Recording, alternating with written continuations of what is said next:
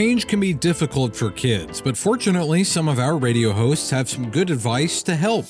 Today is Friday, March 7th. From Ave Maria Radio, this is Michigan Mornings.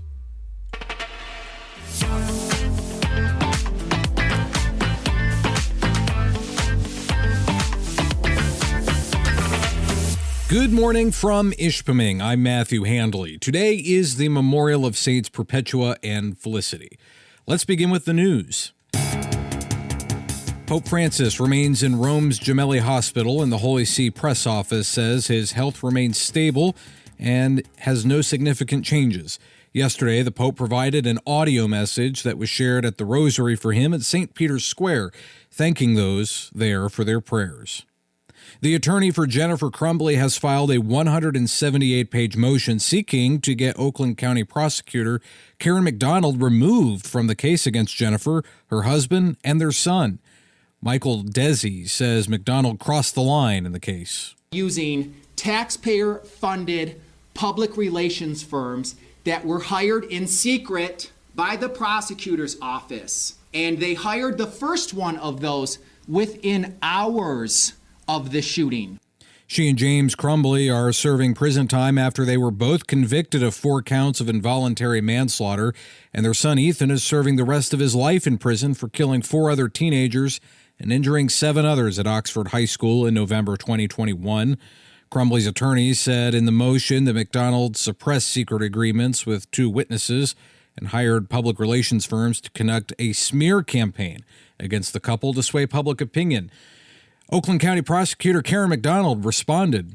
We don't need a smear campaign to convict Jennifer Crumbley.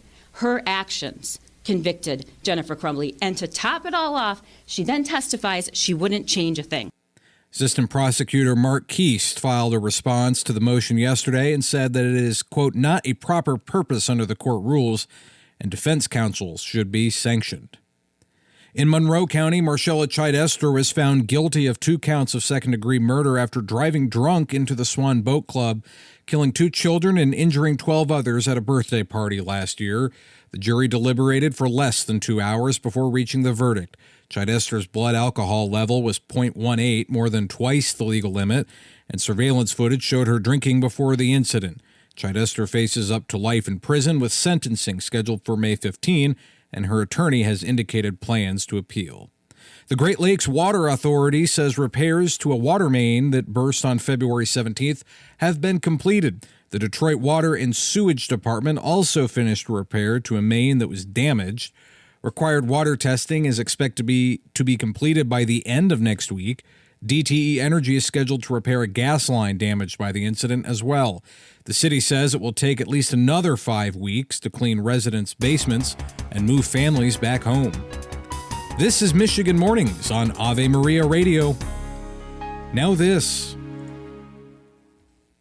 Persecution around the world has manifested itself through the centuries, but it is worse today than ever before.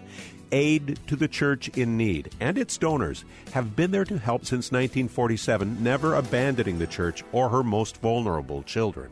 Will you stand up for your faith and accompany our brothers and sisters on their spiritual journey? Visit churchinneed.org. churchinneed.org.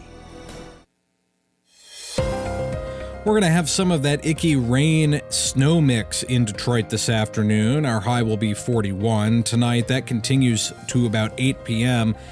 with a chance of snow later on as the temperature drops to 25. Tomorrow, expect sunny skies with a high near 40. That sticks around and warms up on Sunday. It'll be mostly sunny with a high near 48. The warming trend continues to Monday, where it will be sunny with a high around 55. In Saginaw, we're looking at a nice day today, and it's going to be a good trend through the weekend. We'll have mostly sunny skies with a high near 40. Tonight, we'll have some clouds sticking around with a low around 22. Tomorrow will be mostly sunny, a little cooler with a high near 28. It warms up Sunday, where we'll have mostly sunny skies and a high near 47.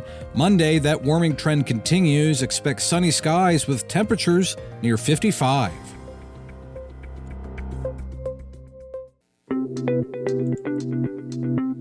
Welcome back to Michigan Mornings. I'm Matthew Handley.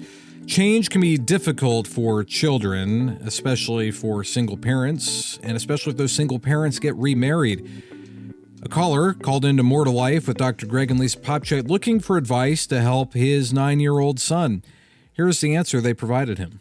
Obviously, nobody likes change, and kids especially hate change. But 3 years into it, normally there would have been an adjustment. And if there's not, what that usually means is that there are certain needs that I have that I don't know how to meet in the new environment. And that makes me kind of get stuck on the way things were. So the problem isn't so much that things changed, it's that there were certain things that I had then that I don't have now and can't figure out how to get. And the more we're able to identify what those needs are or those desires are and make a plan for meeting them in the new environment, the more the kid will be able to make that adjustment to the new place. So, I would like you to really, and I'll just say this, I want you to avoid one thing. I want you to avoid being a cheerleader, right? Because a lot of times when kids come to us with a problem, it feels bad to see them feeling bad, and so we're like, oh, come on, buddy, it's okay. Look at this good thing, and look at that good thing, and isn't this awesome? And that's all true, but it all misses the point, right? So avoid that. Instead, what I want you to do is, let's talk about what is it that you're missing right now. Let's talk about what are you having a hard time doing, or what need are you having a hard time meeting here? Identify that, and then let's talk about what we could do about that. Maybe we won't be able to do exactly what we did in the old house, but we could do some things to help you meet that. Let's talk about what that would look like and brainstorm it together. I mean, he's 9; he can have those conversations with you where he can start working through some of these things with you. And what's going to be helpful about those conversations is that another thing that helps kids feel better, or helps anybody feel better, is efficacy. The idea that I can identify a problem and make a plan and follow through to meet the need that was causing that problem. That's why when people say kids are resilient, no, they're not. Resilience comes from efficacy. When we can say, hey, I can make a plan to start getting my needs met, and I have these support systems, you, Brian, because you are an amazing dad, I can know I'm going to be okay. I can start walking those steps. That's what allows us to be resilient, rather than we have to go back when we're 35, 40, 50 years old and start healing those old wounds. You can get more great advice and conversation like that weekdays at 10 a.m. on More to Life with Dr. Greg and Lisa Popcak. I'm Matthew Handley. That's going to do it for this edition of Michigan Mornings on Friday. Thanks for joining me all week. Hope you've had a good start to your Lent so far. Lord willing, I'll talk to you again on Monday. Until then, goodbye.